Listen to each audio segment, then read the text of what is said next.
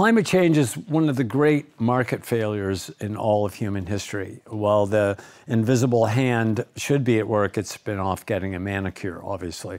And that's not just the fault of private sector, it's the fault of misguided or even sometimes dangerous government policies. Our guest today, Alon Tal, will explain how to change this dynamic. He'll outline policies that can incentivize the public sector to develop, and this was kind of a shocker to me, the many technologies we still actually need to become a net zero society. Professor Tal is visiting professor of business and sustainability at Stanford University and a faculty member of the Desert Research Institute at Ben-Gurion University. Unlike a lot of academics, though, he's also a climate politician, having represented the blue and white political party in the Knesset, and he's an activist as a founder of several climate-related organizations. Professor Tal will open today's discussion with a summary of his latest book, Making Climate Tech Work, Policies That Drive Innovation. It is for sale at the front desk and online, of course. It's a powerhouse of ideas, but I have to tell you, it's also a really good read. It's very accessible, great stories, and very memorable stories, so I can't recommend it more highly. He will then be joined by Santina Contreras, an assistant professor at the Price School, for a discussion about the book. Professor Contreras' research and teaching focus on the intersection of environmental hazards, international development, and community development planning. Thank you so much, Lance, for getting this organized. Thanks for Santina as a partner in crime today. He's Gia who organized this, the whole sustainability hub. And thank you for coming and for logging in.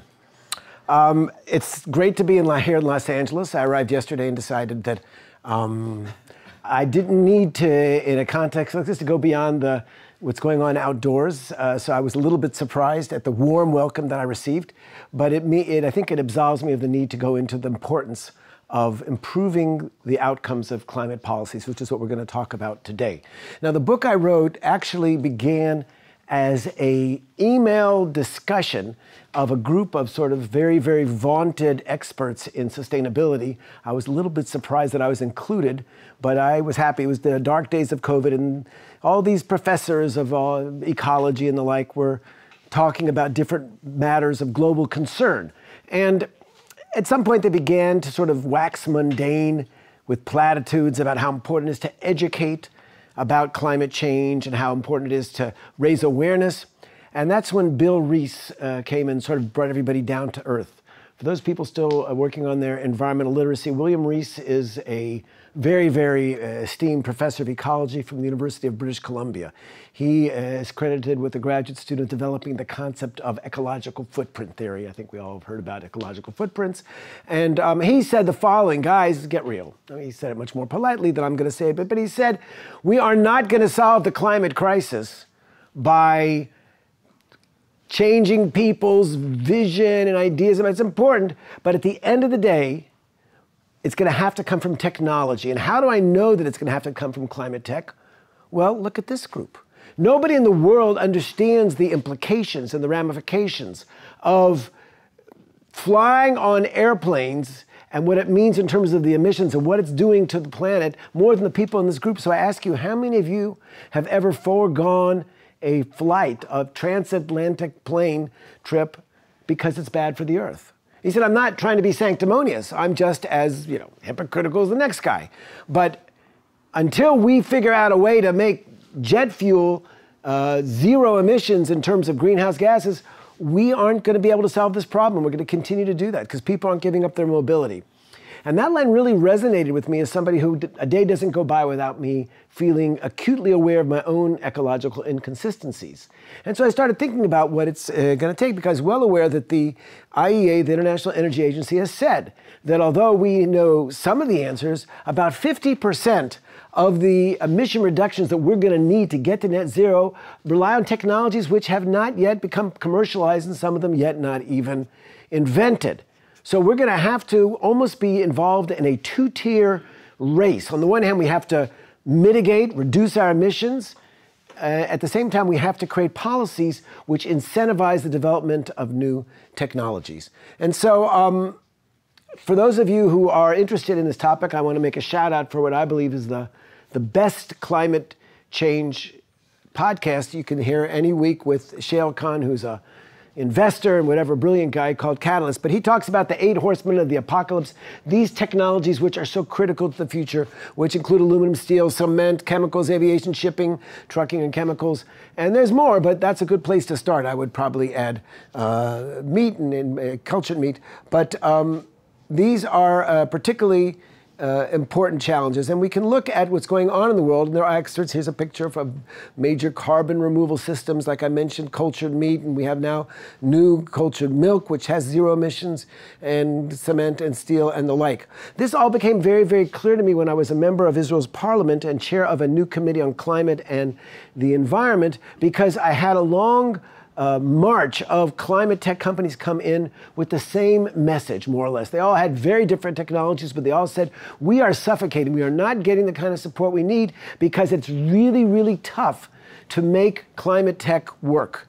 And so one thing led to another, and I ended up being asked to teach a course in climate tech policy at Stanford. So I sort of scampered around and realized this has actually become a major area of research. What works in terms of facilitating climate innovation and new technologies, and what isn't working in terms of public policy. And I taught a course about it. And so, and then I decided, well, if I'm already there, basically, those people who think that the assumption behind our incumbent economy are wrong, we're going to have to make things very differently.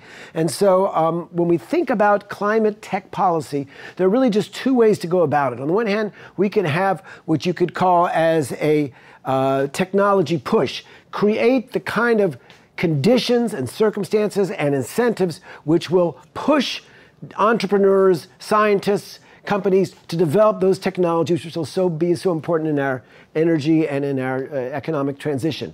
But at the same time, there are lots of policies which you could call demanding pull. By creating demand for low carbon technologies, we can in effect also create the same incentives to make things happen. And so what I think I'll do is in my very opening comments, I'll talk a little bit about the first group of technologies, okay? And then in our discussion, with Santina, I'll have a little bit more time to go in the other ones, which is the larger group, the technology policies, which are also very linked to our efforts to reduce emissions at the same time.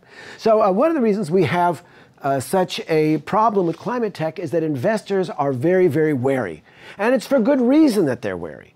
Investors are well aware that they need to produce, if you're a VC, within 3 to 5 years, some sort of a return for their investors. And climate tech is a much longer prospect in most cases. And so their time horizons are just too short to make that work.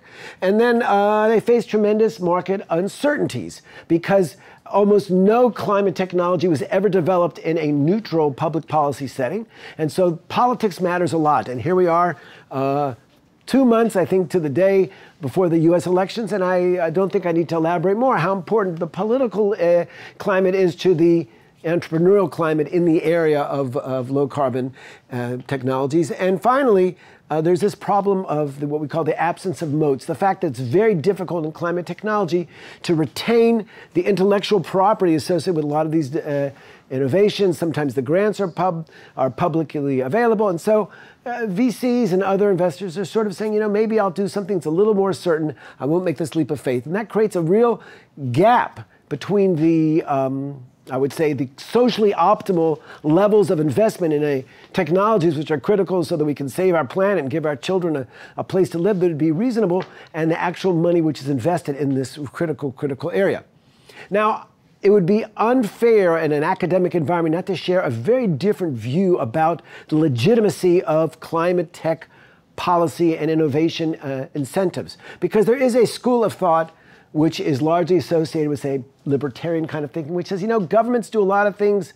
They probably do more than they should. They surely should not be in the technology business. And there's several reasons for that.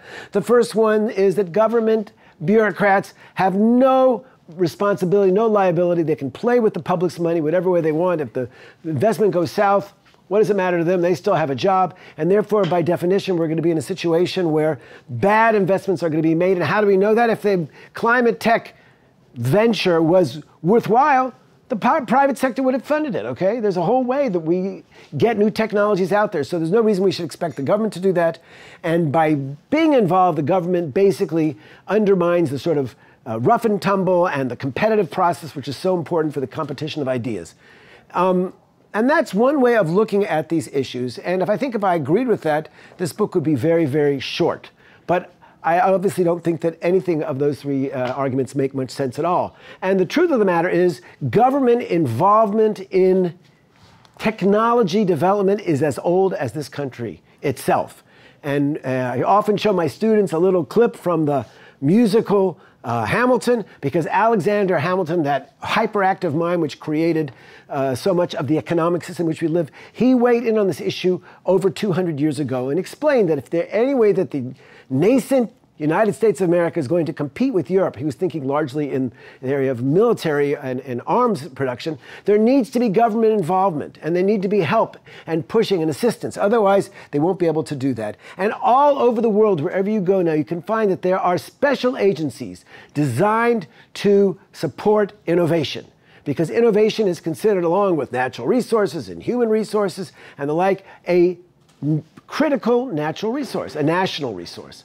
And therefore, I think it makes a lot of sense, especially when we're facing the kind of challenge that we're facing there together. But then we go into the question, well, who is funding climate tech? Where, what stage? And when we think about technology development, NASA, almost 50 years ago, came up with something called the Technology Readiness Level, TRL scale, which is a 9-point scale where we look at different stages of a technology, from the very, very early basic research stage to the more advanced stages of demonstration and eventually selling it. And typically, universities, and here we are at one of the finest, are involved in the early stages, and then industries and VCs later. So the government involvement really is only in these early phases. However, the difference between climate tech and, say, high tech or cybersecurity, all these other kind of things, is that they need assistance at all stages. In other words, the government needs to be involved in ways that it isn't involved in later stages. And as you move up the TRL scale, you find that the costs increase. That almost goes up incrementally and then eventually geometrically, because to build a pilot station as well. So sort of to wrap this section up, there are different policies which are used all the time to increase this, and some of them work better than others. There are direct grants to scientists, which any academic knows, because that's their oxygen often, or at least their way to get tenure. Giving loans or tax exemptions is very, very important to companies to do that. There are a lot of government laboratories which are critical to doing these things. Lawrence Liverpool is an incredible way to breakthrough on fusion, but you'll find a lot of governments create their own labs and give them this challenge of doing that, and that's a big contribution as well. And of course, there is the incubators and the accelerators, which have been so important in creating safe environments with new ideas can come. I know the one that I've been working with at Stanford has given out 200 very small grants, up to $50,000, mostly to undergraduate, kind of creative engineering students and business students. And after 10 years, $1.6 billion in value of the companies that were creating these things. So there's a real return on investment in these, and that's also critical. And that doesn't come by itself. It's and of course, just direct investment. Now, the truth of the matter is that once the government gets into the investment of climate tech, there needs to be a recognition there's going to be mistakes and there's going to be failures. That's the nature of the game. It's science. And so things go wrong. And maybe the biggest flop of them all took place in Norway at the Mongstad oil refinery, where they had a massive carbon removal project, and the Prime Minister of Norway declared when they opened it, this is going to be our moon landing. Norway's going to get on the map with this. And after the initial money was spent, it was a $1 billion euro flop. And they went fourfold above budget, and I would say not a single gram of carbon was reduced, but a whole lot of publications were made, which may be good for us in academia, but it's not what we want. But it's not just Norway. Here we are in California, so maybe some of you remember the Solyndra solar fiasco, where during the years when President Obama was trying to reinvigorate the American economy, the American government made a loan guarantee of $525 million to a solar company which had a new promising technology. In retrospect, it seems there were a lot of warning signs, but 2 years later, the company went belly up, declared bankruptcy, and the American taxpayers lost their money. But at the same time, there was another company that was also got a grant, and at the time was just a sort of a long shot. And within 4 years after Tesla got its grant, we got a loan guarantee, and within a decade, the American taxpayers were paid back. And look what this did in terms of the economy of California, the whole battery business of us all. So there is many things we can do. And in the book, I look at other countries that have done very, very well in Denmark and other countries that are really punching above their weight. I'm going to stop here because we have a long discussion about other policies. And Santina, this is a good time for you to come out and we can have a discussion. And then afterwards, of course, we'll entertain comments from the crowd and your questions. Thank you so much for that introduction. I think that gave us a good overview into the book. I guess to get started, could you tell us a little bit more about, I know you talked a little bit about some of those introductory motivating conversations, but what was the journey like to develop the book? What's it been since you've been sort of going through this process? So what I was astonished was when I agreed to teach the course, I thought I knew a lot about climate. I started teaching climate in New Zealand in 2007 and 8.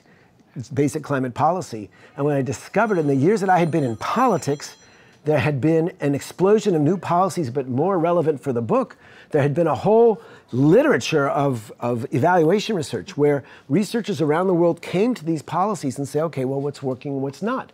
And a lot of my preconceptions were no longer valid. There was a lot of new research to read. And so I really had to go into high gear and go through dozens and dozens of different reports until I could kind of have a better sense of what works. And I just felt like this climate challenge that we all face is just too important to get it wrong.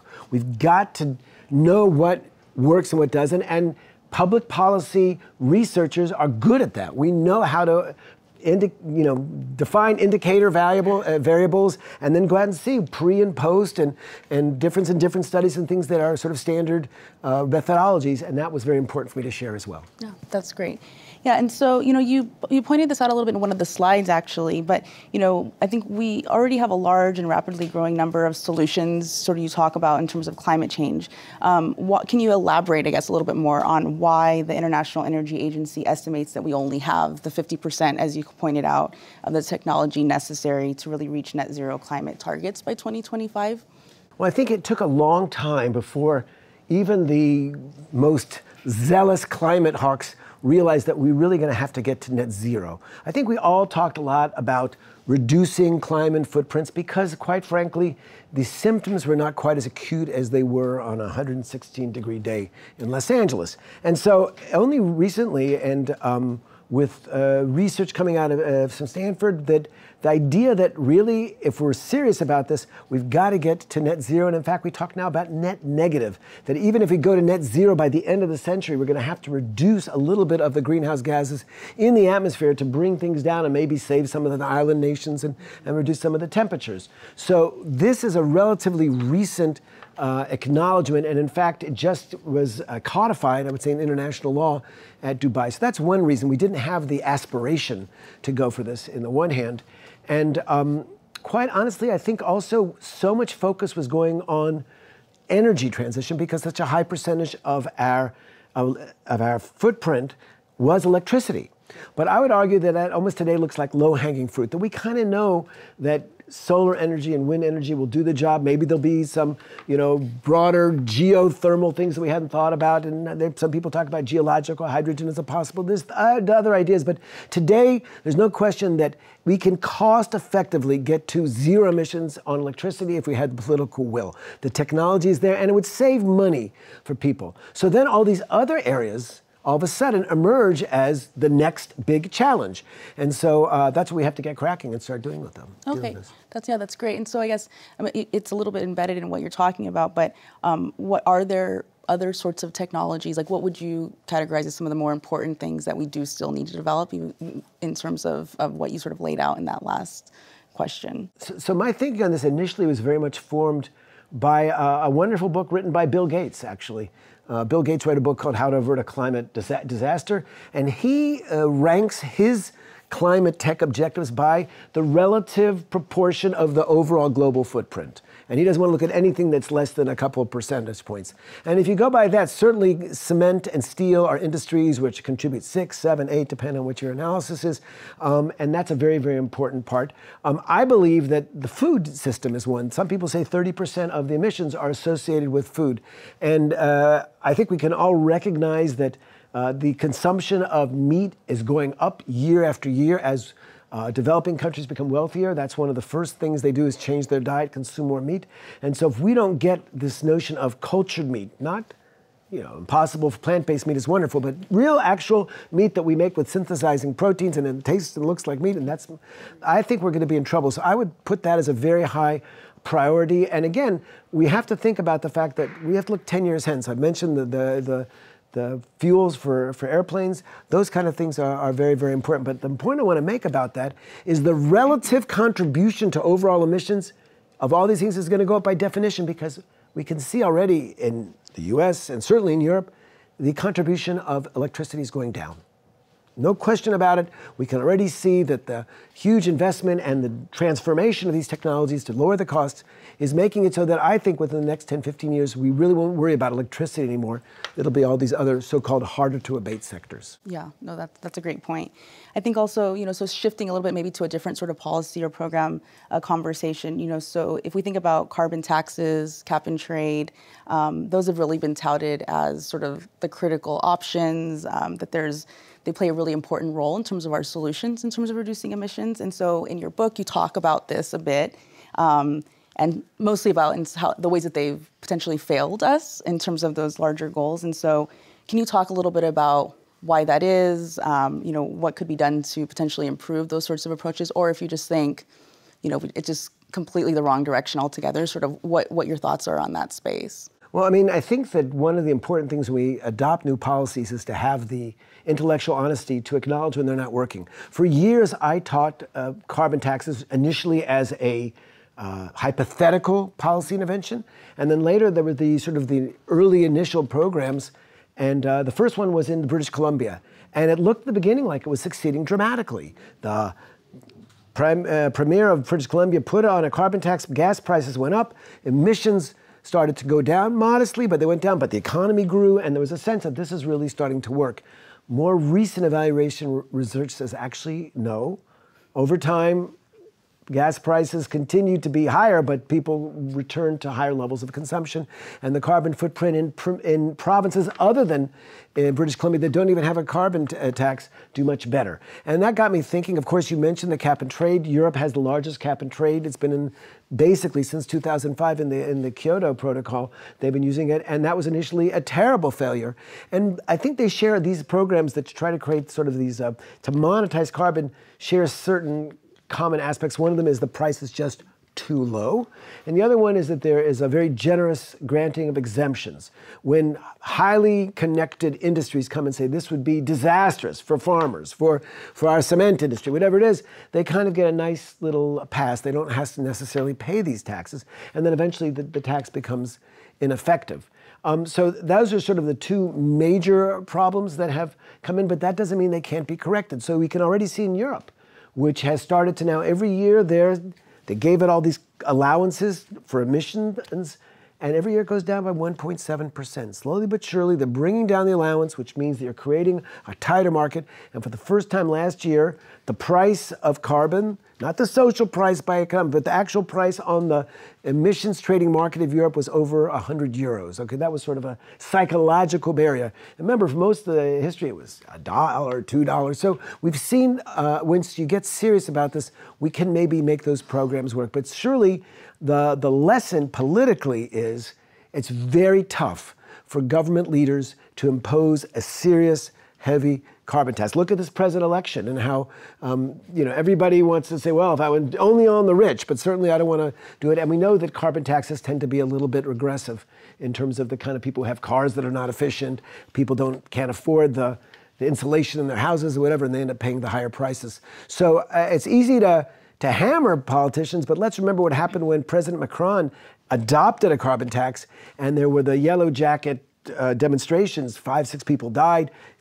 Paris was chaos, and he backed off. It's not so easy to sell the public on new taxes. Yeah, no, that's a great point. And so, as you sort of think about these, the multifaceted pieces to all of this, I guess you've given some good examples of sort of why these things have failed. Can you, I guess, in part of, I think we talked about this, one of our efforts is to try to think about these things more positively. How can we sort of look in the direction that can feel a little bit more optimistic? And so I guess in that spirit, can you give us some examples of policies that maybe have been more effective, have actually not had those sort of the negative histories and been ineffective in the way that you described? Yeah, no, absolutely. And I have more examples than we have time for, but I'll just share one or two stories, okay?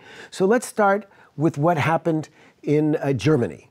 1986, there's a Chernobyl nuclear disaster, and people can't let kids out of the house in Germany for 2 or 3 weeks because the radiation levels are so high. People get nervous and they form a Green Party, which runs in parliament and for 10 years enjoys being in the opposition, but in fact doesn't have much influence. In 1998, the Green Party wins 7%, not that much, but enough to form a coalition with the ruling Christian socialists. And so they enjoy take a position that they are willing to join the coalition. They only want two things. One, they'd like to have a 100,000 roof incentive program, and they want to have the ministerial portfolio. They want to be the Minister of Environment. And their coalitional partners said, oh, that's it? Well, sure, we'll give you that. And so for 7 years, they were the Minister of Environment. And within 4 years, due to a feed-in tariff where people who installed solar panels on their roofs received significantly higher return for selling their electricity back to the grid than did the other ones, they all of a sudden transformed the energy economy in Germany and the world without. Also, the government gave them a nice 40,000 euro loan, which was basically interest-free, to get this going. And all of a sudden, they had 104,000 roofs, not 100,000 roofs, and the price of solar started to drop, so-called Swanson's Law, where if you double solar production, 20% drop in price started to kick in, and the rest is history. Today, solar electricity is the cheapest in the world, and it would not have happened had it not been for a Green Party, which made its seemingly crazy demands, but they really did it. Now, Germany ended up doing it because they wanted to have their own big solar industry. They thought Siemens would be the next big thing, and they got beat by the Chinese. But the world today has the Germans to thank for it. So that's the first story. I'll tell you another one very, very different, and that has to do with kinds of policies which are the good old-fashioned command and control policies. Sometimes you have a technology which is just so good, rather than trying to incentivize, you say just do it. Let's talk about LED batteries, sort of the light-emitting diodes. Okay, so we know that here you take a little bit of current, you run it through a semiconductor, and you get light and no heat. And this is just so much more efficient than the old incandescent lights. And in 2007 in Australia, they said, you know what? There's no reason we should be allowing people to sell incandescents. There's supposed to be a climate crisis. They're more expensive. They last about a tenth of the time. Let's just require it. And there was pushback. The surgeons said, how can we do operations without? They said, okay, you can keep your surgical theaters in the old light, but everybody else has to do it. And in 2011, the EU went on board. Several other countries went through. Israel started requiring it. And today, hardly anybody can even remember that once there were these old incandescent lights. And for the first time last year, lighting was less than heating in terms of the overall global electricity use. And they did a study in Europe, and this is the point I wanted to make. If they had put a tax on light bulbs, they might have reached the same conclusions, but the econometricians assessed that it would take 1,000%, or 10 times the amount of the price of thing to do that. Nobody would have agreed to that kind of thing. But to come in and just say, you know what, here's the technology. They did it with air quality and catalytic converters in the United States in the 1970s, where they said, you know what, this makes sense, just do it. So I think there's going to be room for that as the climate crisis emerges as well. Yeah, definitely. Yeah, they're fascinating stories. And I think a theme that I hear coming up a lot here, you talk about in the book, is sort of this role that the public plays. I was fascinated about this question since I do a lot of work in terms of thinking about communities, how we involve them, how we do that in appropriate ways. And so, your book, in addition to what you've said here, it cites a lot of examples of this sort of fierce public resistance to policies designed to combat climate change. You talked a little bit about France's carbon tax, that sort of a thing. And so, can you talk to us about what it looks like in terms of designing policies that are more acceptable, tangible to the public, but are still effective, because there's definitely that balance that keeps coming up in a lot of what you're sharing with us. So I was talking to Lance at breakfast this morning about how important it is to do research, to do a better job, because I don't know if anybody has the perfect solution. I mean, even New Zealand, okay, which is a paragon of environmental virtue. I mean, they take all this stuff very seriously. But when they imposed a carbon tax, back about, 17, 18 years ago, they had their own sort of modest insurrection where the farmers came with their tractors and took over the parliament. I have a slide coming up in Wellington there, because they said, we won't be able to export lamb and cheese and all these things that we like to do. So I think that it's very, very important that we bring in the public, and they backed off, by the way, in New Zealand on that tax, and they moved to a much softer kind of approach. So yeah, it's very important, and that involves some sort of a public, it takes leadership. I think one of the changes is, unfortunately, that the manifestations of climate change have become so severe. If you live in Miami, and so many months of the year, basically the town is partly underwater, and here we are cooking in California. Are you in Death Valley or in LA? It's hard to tell the difference, those kind of things. So those kind of situations might make the public accept it, because we know that when we look at sort of the heuristics and biases and people's largely irrational perspective on many issues, they don't always get things that are far away. We're not very good at multi-generational justice issues. We like to talk about it, but in fact, really getting nervous about something that's 70, 80 years away, somebody else will figure it out. And that has to change. Right. That's a great point. And I guess on that point, as we're all, as you mentioned, sitting here in what feels like baking in an oven as we try to get here, as we start wrapping up, we want to start bringing in some audience questions, but a couple of closing things that I just wanted to, get your thoughts on are, what, on that spirit of the hopefulness, right? What does that actually look like in terms of building that? Are you hopeful that we can get to the place where we can develop these sorts of policies that will enable this new technology growth that you've talked about and that we need, and allow us to sort of avert some would say it's too late to avert, but at least get through this climate catastrophe that we're either in or coming towards. And so, what do you think in terms of that hopefulness, the optimism of if we can get there? And so I want to say that I was going to wait to the end, but since you asked the question, if you'd be okay, I'd like to take I'm rushing through some slides because I wanted to show at the end just a few different, new things that we can do. And I call this sort of yes, we can, or we can do it, because there are enough good news coming out of the climate tech world over the last 3 or 4 years that this should be enough to encourage all of us. So let me just share a few 1 minute of speed slides to give you a sense of that. Okay, so look what happened in South Australia. They had about 5% solar energy, and within 5 or 6 years they jumped to 70%. Using incentives, nothing was required, but today we know that there are requirements. California, 2020 was one of the first countries to do it. Japan, Tokyo is the first city. Everybody's going to have solar panels on the roof. It's all over. People are requiring these things like that. So you can see that massive jump that went up there.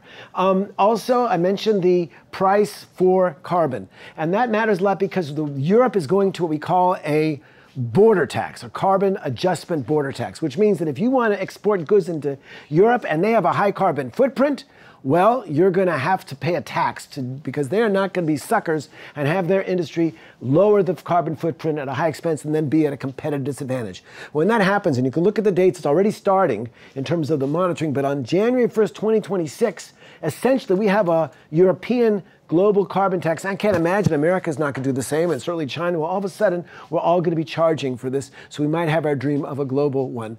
And so I mentioned already the massive increase in solar and wind. I mean, when the Germans succeeded in getting 130,000 roofs, they had 1 gigawatt of solar electricity, and they thought it was the greatest thing. Last year, the world installed 400 gigawatts, okay? So things are moving up faster. You can see electric cars cross 10 million cars, et cetera, et cetera. So I think these are the kind of indications that success say that when you have technologies that are inexpensive or less expensive than the conventional alternatives and they work well, people will buy it. What we need to do is create policies which will push the whole tech world so those will be available, because I think it's going to have to go together. Yeah, no, I think that's it really gets at what we're thinking about. I guess in our, kind of my closing question, I guess really is, so for everyone that's sitting in this room, with us online.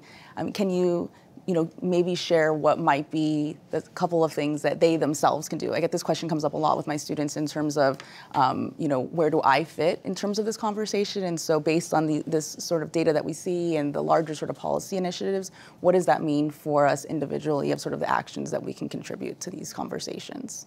Well, I fancy myself a politician, but I'm not going to go into depth, but I would just say climate change is on the ballot all the time, wherever you live. Make that a priority in picking your candidates, okay? I'll leave it at that. Second of all, I would say, think globally, act globally. Here we are at University of Southern California. I was very impressed. I walked out of the USC hotel, and there's really nice bins which have been divided by garbage. When I went for the morning jog, it looked like the campus was naked. The roofs were naked, not a single solar panel on it. We're in Los Angeles. I'm teaching this month at the University of Michigan State University, and there's no sun in Michigan, but every single parking lot, every building is covered in solar panels. Somebody cared about that. So I would urge the students, hold your administration's feet to the fire and get the students at UCLA together. There shouldn't be, all campuses in LA should be net zero campuses because you got the sun. And so use it at least. So that's another area which I think that there could be a lot of done. Student activism is great if it's directed in the right areas and something constructive. I would suggest that you urge those people because that's a good place to be an example. Those are just two things. I mean, I have many other policies. Certainly everybody should try to eat less meat and maybe get the institutions they work in. There's something called Meatless Monday. You could have Meatless Monday and Thursday. You could do a lot of things we could do at an individual level to make this better. Yeah, that's fantastic. Well, I think it gives us all some actions of where we need to get started and what we can do, a lot to do, but there's at least hope, right? So maybe everyone can join me in thanking Alon for this great talk that we've had so far. We really appreciate you taking the time. So thank you so much. Thank you. And so what we wanted to shift into was to do a little bit of Q&A. So I guess we can start in the room. I don't know if there's anyone that has some burning questions that they want to join. We've also been collecting them from our folks that are on Zoom. So I have a few of those here, but just to sort of start it with the room, are there any questions here that we'd love to sort of pose based on this conversation? If anybody's been on the 405 recently, clearly electric vehicles have their limitations. Ultimately, certainly the problem of congestion is going to require massive improvements in public transportation. Maybe we'll have jetpacks or something to get us to, but as far as I see, that's not exactly coming down the pike. So yeah, I think you're right in that sense. It's not just EVs. Having said that, I want to shout out for President Biden. Now he's sort of, you could say lame duck, whatever, but he single-handedly by making, we look back at the New Deal, the Franklin Delano Roosevelt. Nobody remembers exactly what were the laws. We just know there was a New Deal. I think history will judge these last 2-3 years as almost a new deal for climate technology between the Bipartisan Infrastructure Act and the CHIPS Act, and of course the Inflation Reduction Act, has really infused a lot of money into this field. I mean, $10 billion just for research a year. That's what I just read off the Department of Energy website this morning. And so I think that was very important in the research film, but also in the production. And the fact that there are all these battery factories cropping up, actually largely in red states in the South, that's great. I mean, I think it's very dangerous to have China be the only real producer of certain technologies. Korea has a little bit of battery presence in Japan, but America basically was out of the game until the recent years. And I think it's a good thing. Competition will be good for everybody, even good for the Chinese. India is now making, I think, what's going to be the largest battery plant in the world. It's going to be the size of, 1,000 football fields or something like that. So these are very encouraging things, and I think we're going to need to have the same thing in terms of green hydrogen and all these kind of other technologies. I will say this, it's very easy to hit on China, but China installed last year more solar energy facilities than the rest of the world together, okay? So they are the #1 greenhouse gas emissions. There was a study done in Ann Arbor in Michigan where they looked at what would the Chinese footprint look like if it didn't have to export so much of our own consumer goods. We'll put it this way, if the consumer goods were put together, I think it would be the China export would be the 5th largest country. But it still would leave China as the #1 emitter. I mean, there's a lot of people there as well, but I think that we have to see that on this issue, China may be a rival economically, but we are on the same team of humanity. And so to the extent that we can work together to really drive the new economy, that'll be important. Great. Thank you for that question. So we have one from Zoom, and so one of our watchers asks, so you talked a little bit about Solyndra, some of these sort of failure examples, and so in your opinion, how do you feel that the government can avoid these sorts of debacles? They also cite the Boeing Starliner that's sort of currently in the news, and so, you know, in terms of this, trying to strike that balance of supporting climate tech, but also not getting caught up in avoiding these sorts of issues, and what your thoughts are on that. So this is the great challenge. I mentioned briefly that I am really impressed with Denmark as a country that punches above its weight. It's, you know, basically 5 million people, and yet they produce about half of the wind turbines in the world and lead the technology. And now they're taking their technological capabilities and ability to work together to other areas. And I talked to a gentleman who used to be head of the largest wind turbine. In fact, now he's in charge of the innovation fund. Well, how do you make that decision? He says, it's fine for countries to prioritize certain technologies, whatever, but they shouldn't pick the winners. In other words, there should be a free competition. I think that's the best we can do. But I don't believe that it would be right for governments not to say, and certainly the United States is a large country. It can do everything. But smaller countries like Denmark can't. And they have to decide, okay, we're going to be 2 or 3 things, and we're going to do it very, very well. Namibia is now set off to be the #1 green hydrogen producer because they have so much land, so much arid land, and they're working with German partners. So I think that it's fine for governments to find, okay, we want to really push the needle on this particular area, but in terms of deciding in advance, these are the companies that get that's certainly an opening for corruption and maybe for bad decisions. Yeah. That makes a lot of sense. Yeah, thank you for that. And so, do we have any other questions in the room? Hi. If I can repeat that for the folks on Zoom. And so, so I guess the question is that in terms of where we're currently at in a place like California, I guess could you remind new normal? New normal. Yeah. So is that should we be planning for this being the new normal, and what you think about that in terms of our current state? So this book is about so-called climate mitigation, reducing it, because ultimately that's the long term. But there's also what we know as adaptation, the fact that the climate is changing and we're going to have to be ready. So there's no question about it that as I walk through the campus today, and parts of it are lovely and nicely shaded and other parts are not. And so shading is going to become very, very important as the temperatures continue to rise. I mean, it is I would say it's a new normal, only it's always getting worse. I mean, I'm from the Middle East, in a town like Baghdad. The difference between life and death is having an air conditioning. They're talking about not 118, 128 degrees, 130 degrees. These are areas, if you go outside for more than an hour or two, you're endangering your life. There was a case in Cairo where there was a high-rise building, there was a blackout, there was no electricity because they exceeded the capacity, and there were some elderly people sitting on top of a 20-story building. They couldn't get out. They cooked. It was 60 to 70 degrees up at that height. And this is the kind of thing that we have to worry about. It is a public health crisis. There's something that I find almost insidious, but certainly foolish, when you often hear people say, well, the Paris Agreement set 1.5 degrees increase as the goal, and most people don't think that's going to be. I mean, in Israel, we've crossed that a long time ago, 1.5. We're already at 2 degrees increase in the last 40 years. So we've missed there's no point in doing climate tech because we missed the target. I'm like, really?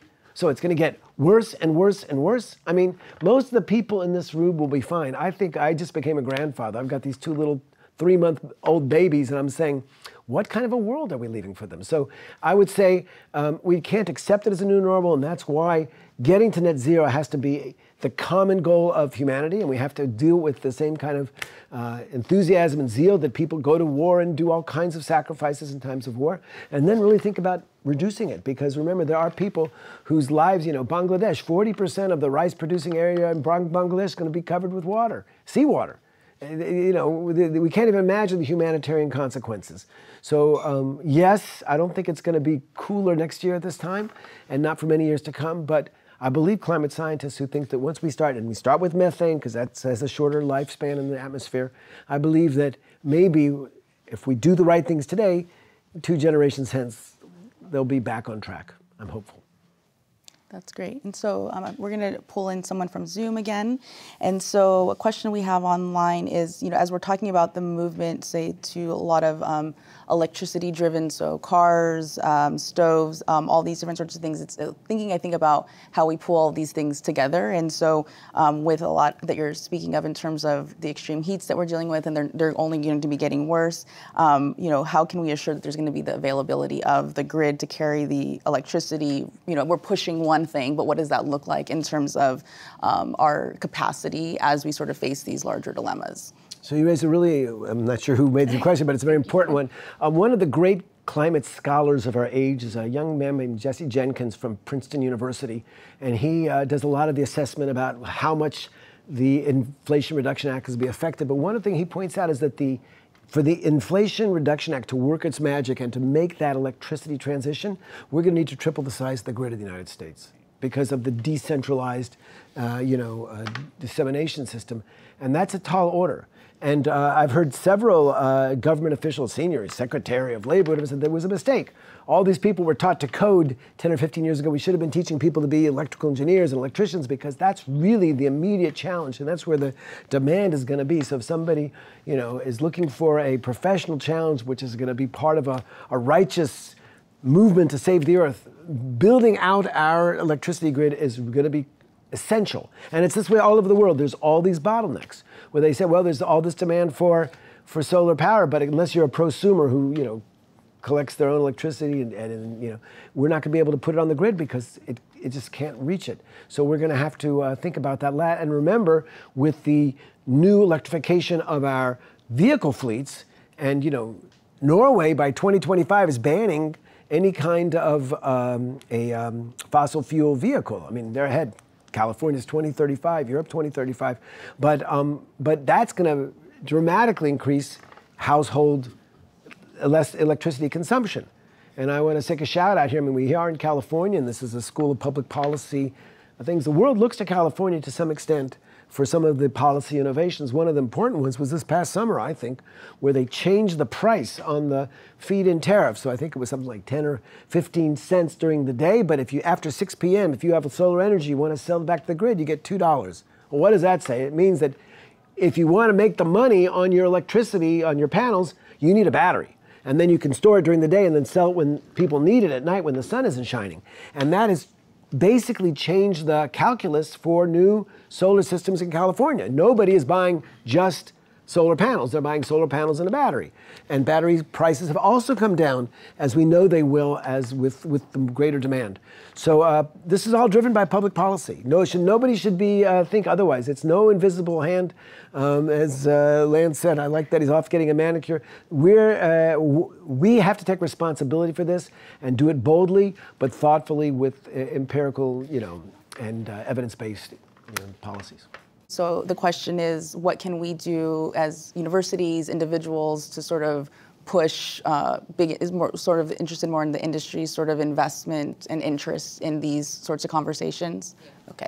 So an American political leader who has thought about this a lot is John Kerry. Okay, John Kerry was our Secretary of State when the Paris Agreement took place, and the only reason that agreement went through, and it was very tentative, India, China were not enthusiastic, was that he literally went and twisted the arms of 100 different world leaders to get them to submit what we call nationally determined contributions action plans, and really held people's feet to the fire, and then came back after he was no longer the Obama administration with President Biden, and he created this sort of first adopters coalition where he has big corporations agreeing in advance to adopt certain technology. So I think Ford was an early adopter with, if you can make low carbon steel, they will adopt that down in 2030, recognizing that it'll take time. But it means if you're an entrepreneur, if you know that you've got one of these heavy hitters, then and they made a global initiative amongst them. They got about $10 billion of commitments.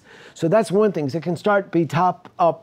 It can be the top down, and our government leaders can hold them. They all brought them on the stage in Glasgow and said, "Good for you," and gave them all the ego and maybe a bonus from their the board of directors. I don't know, but there was a real attempt to lionize these people. And there are certain companies which are really going above and beyond. Microsoft, in terms of carbon removal, unbelievable. Google also done some crazy stuff. But there's also us, the public, and we can shame people, and we can boycott, and we can let people know that we appreciate it. And so I think that it goes both ways. But that is companies, respond to the marketplace, and if we can somehow bring the information to the public and let it know this is a climate hero, this is a climate villain, then maybe corporate America would be more willing to make the kinds of changes that we expect them to make. Okay, and so I guess a little bit connected to that, so you brought in a few examples of some politicians and how we can sort of connect that. And so we have a question online asking what we can do to keep companies from including policies when they are making enormous donations to politicians and candidates. They cite, rooftop solar as an example of this, and in terms of companies, they mentioned PG&E, but how we can sort of balance that pulling in towards politicians, but also sort of balancing that in terms of these larger, big picture things that we need to accomplish. So there's a sociologist. She was at Berkeley now. She's at Harvard now, but Nomi Orski. She wrote a book called Merchants of Doubt about the disingenuous engagement of oil industries largely in obfuscating and creating the skepticism, which has been such an obstacle to progress on the policy front and has been a real political problem. And it's very well documented. And so I think, first of all, we need to call out those kind of companies that were involved in those kind of things and try to have some consequences associated with that as well. This is a challenge. There's no question that when you are changing the very essence of the modern economy, there's going to be losers, and the losers are not going to go quietly, and they're going to do whatever they can. You could even argue that that's their, corporate responsibility in maximizing profits is to make sure that they go on a little longer. And a lot of people complained about the most recent conference of the parties of the UN was in Dubai, and Dubai is a major oil producer, and people said here, they, on the one hand, Dubai said we're going to give $10-20 billion to the climate fund, but they're making so much money in oil, and there was a great concern that the oil companies were way too involved in the UN policymaking, and as a result, there was sort of more tepid kinds of resolutions and commitments. So these are issues which are important, and like I said, it has a lot to do with politics. You need political leaders, and there are many who have been very, very courageous and done a good job, and there are many who have blinked. So the question is, how can we work to make solar more affordable so that it's more accessible to more of us to take on the things that you've suggested for us? So there's no question about it that the recent high levels of interest rates in the United States and the world has been a real problem for the solar industry, because the initial investment, the loan, is going to be much more expensive. I will say this, the Inflation Reduction Act does prioritize peripheral areas, the social periphery, geographic periphery. Communities that have had terrible disruption are getting helped, and there are some funds there. But it is true that one of the great complaints against the German tariff was that all these people who went in and put these solar panels on the roof, it was the wealthy ones who could write a 40,000 euro check or take a loan and know they were going to be able to pay it back, and that didn't reflect a year's income. And so I think that one of the great solutions is community solar, a model that was developed by a friend of mine, David Arfin, in 2006, where basically many companies will come to low-income people or renters and say, listen, you have access to a roof. We've got the capital. Let's go into business together. And so you're going to pay half of what your electricity is. And 10 years from now, after we've made our profit, you can even keep these panels. But in the interim, we're going to go in there, and they can provide a lot of that. And so I think some of these partnerships could be valuable. Of course, it's harder in low-income areas to motivate these companies, but in the suburbs, it's a much safer place for them to go and install. And I think you're right. And it would be a tragedy if this transition was a transition for the well-to-do and for the more comfortable elements of society, and the more underprivileged were left out. That seems to be compounding the problem. So you raise a real point, and I think that there's a lot of climate justice people who are on that issue, and it's a policy challenge. I know that the Biden administration didn't avert it, but it's not clear that they did enough, and more needs to be done. I think we're more or less towards the end. I just wanted to make one sort of comment to the people here and then the listeners. And first of all is that this book that I wrote a book that I tried to make, provide what I believe to be the most up-to-date assessment of what needs to be done. But it's also a great solution for insomnia, if you can't sleep at night. Just a few pages are down now. But I do want to say that in the great tradition of shameless self-promotion, I am selling copies at the entranceway here, and I'm very happy to with a Venmo swipe, you can actually go home with a copy, and there's much more to it. But at the end of the day, it's not really about reading books. It's about what we all go out and do, and the fact that you're willing to come out in such a warm California afternoon and join me. I want to thank you all, and again, all the people who made this event possible. Yeah, well, thank you so much for being here.